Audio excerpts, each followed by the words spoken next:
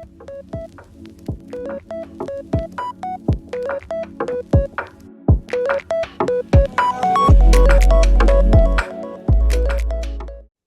afternoon, everyone, and welcome to another episode of iT2's DX Talks. I'm very excited today that I have a special guest with me, Ed Gustenhoven with Daltile. Hello, Ed. Dan, how are you? Good afternoon. I'm doing great. Thank you very much. Really appreciate, Ed, you taking the time to visit with us today. Tell the audience a little bit about you and your background, please. Sure, absolutely. My name is Ed Gustenhoven. A long IT career, longer than I'd like to remember. Most of my IT career has been spent in the CPG world, consumer packaged goods, with probably 60–70% of that in the adult beverage world, going all the way back to Diageo, Deutsche Family Wine and Spirits, Pabst Brewing. So that was all the adult beverage world, but also strayed a little bit into chemicals with GE Chemicals, which was Momentive, Photronics, more in the supply chain for semiconductors, and now CIO of Daltile. Daltile is producer, the world's largest producer of tile, ceramics, countertops, and those types of things. We're a $2.5 billion subsidiary of Mohawk.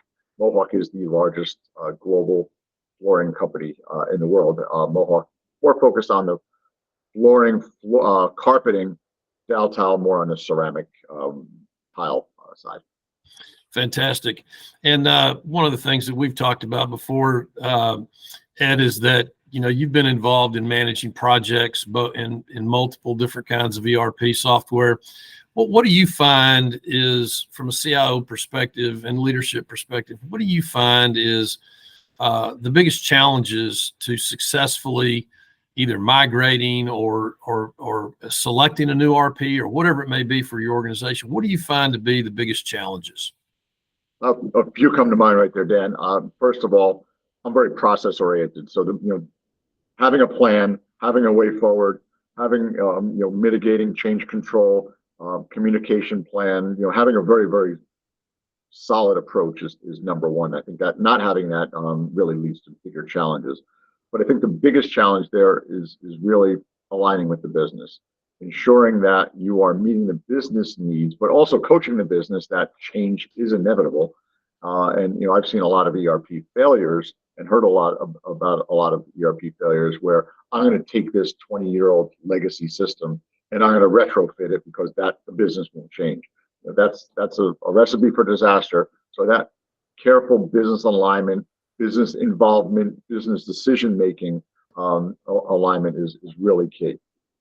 So one of the things that we've run into and I've run into in my career has been that when you obviously in the organization have multiple areas. You've got you got the executive group, you've got management, mid-management, then you've got the user community and a lot of lieutenants. Seems as though one of the things that hamper folks is when everyone's not on the same page. Have you witnessed that before? Oh, absolutely. And that's within IT. Because you've got your groups doing development for supply chain, groups doing for development for warehouse management, for instance. But then you've got the business, and you've got a lot of parts of the business with different tenure, different opinions, different ways of working, different ways of doing things, and a complete different decision process, if you will. So I think that's inevitable. So how either you've been a part of it, maybe you were instrumental in making it happen, but how do you avoid that when you have, maybe not all the executives are on the same sheet of music, maybe they are, but then as we go down the chain, maybe not everyone's in tow. How do you manage that effectively? Because it is critical.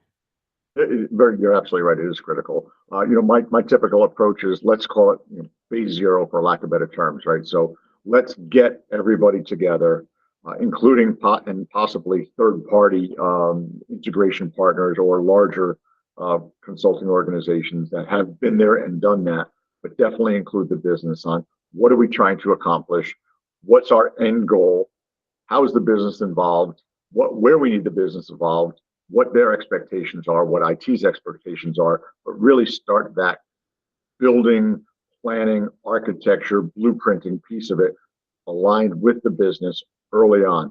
Document the hell out of it, make sure everybody's involved, communicate the hell out of it.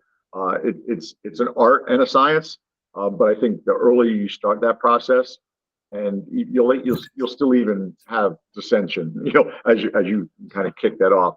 But people come along as they realize there's value that they can add, and just kind of keep pushing that process, One of the things I've done a lot of, been involved in a lot of change management projects myself, and one of the things that I've personally seen is that, if you come up with a plan, okay, and you don't socialize that plan, not everybody knows exactly what's going to happen, creates a big problem because if you have maybe certain people think, well, they don't need to know that or whatever, there becomes a big issue, doesn't it?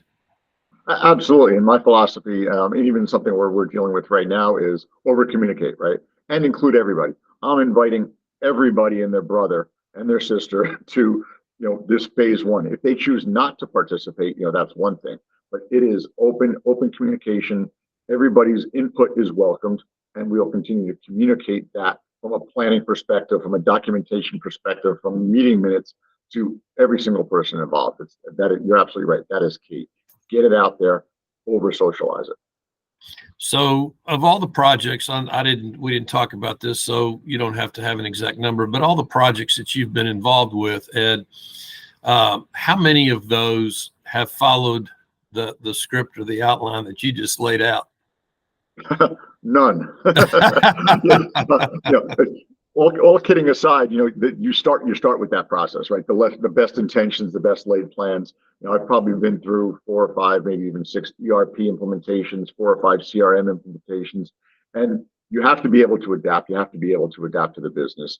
So, I joke saying none, because you have a vision of, this is the plan, this is how I'm going to do it, and it changes. Whether it's environmental factors, business priorities, people factors, it's going to change. So you have to be flexible. You have to be able to adapt to the business. So what you initially set out to do is not really the end result. But having that flexibility and keeping that in mind will lead to a successful project. Have you experienced before, Ed, where the top executives, the project was underway and the top executives were not on the same sheet of music? Absolutely. Typically, that's more from there's two things. You need to educate and continue to educate the top executives.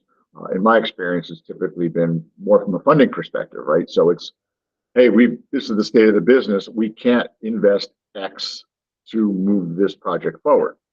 So that's always been a challenge, and that's typically where I've seen executives not on the same page. So again, that's open communication, open dialogue. Where are our opportunities? Where do we stand? What can we do now versus do later?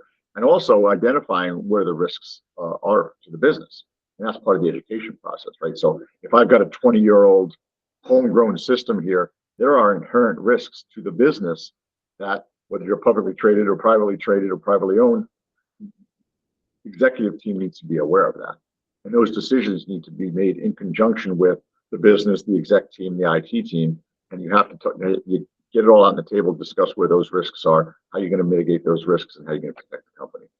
I understand and agree. So another thing that's going on today that I think is different than what it was, 10, 15 years ago, is the evolution of technology and the speed at which it's going. Doesn't that there is so much in new technology. I can speak specifically just to SAP and how they've come up with the RISE solution, the GROW solution, but it's really designed to be able to have a solution that'll meet the other industries that they've not been very strong in the past. But it provides them, you get a clean core, you start from scratch, it's something that can grow with you. But it's not just their technology. It could be any technology. Things are moving at warp speed. So wouldn't you think that, or do you think that that it doesn't matter if it's older technology that we were dealing with 20 years ago, that change management is absolutely right at the top and people don't put it there?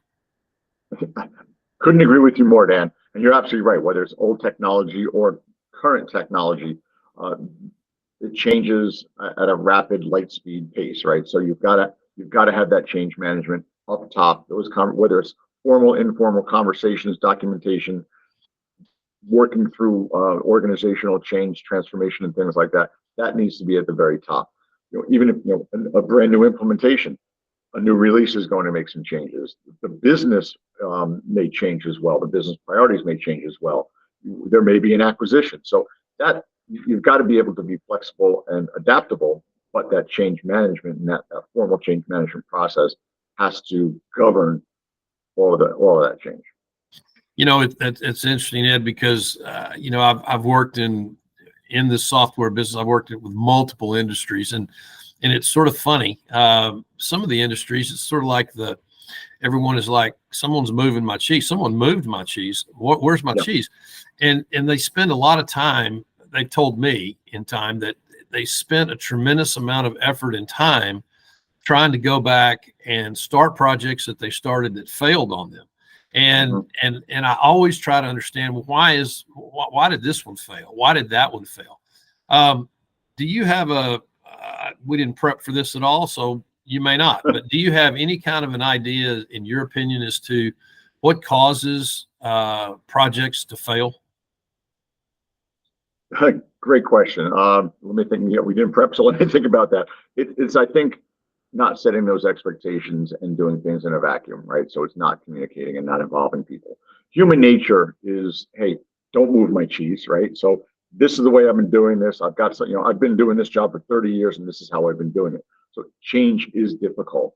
The adversity to technology to some may be difficult as well. So I think just really that communication, that involvement, that co-joined direction will really bring a cohesive strategy forward. So I think that disconnect is a major factor in why projects fail. I view, even at this point in my career, I view myself to be more of a business liaison than an IT executive. And I try to portray every project, that we do, aside from the infrastructure and the maintenance and things like that, every project is a business project. And we're trying to meet a business need. The technology and the IT aspect of it is really just a factor of it, but it's a business project. We need business sponsorship. We need business leadership. We need folks out in the business that are part of this, and this is why we're doing it. So that try to mitigate that failure or that going off the rails through those different processes and philosophies. That's great information, Ed. I have one point I want to touch on that you mentioned a while ago, because I've also seen this. I've seen in some environments where, it may be a little bit risky to do whatever it is that this particular executive wants to do.